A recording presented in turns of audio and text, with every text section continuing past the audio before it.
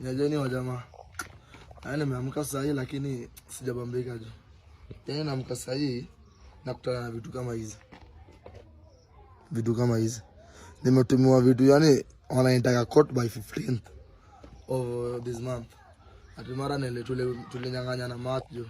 Sana shanga saa hii. Nitatoa wakili wapi na hizo pesa zote? Amaza hii pesa kidogo tumepewa, ameshaanza leta story mingi, mara nataka. Kwani kama nilikuwa lazima enda shinde. Hiyo day after game keshowe. Si nilifeel kama niliumiza nikamwambia manager wangu pige manager wako au console ama adanganya. Ilikuwa hivyo. Si ulisema uko sawa?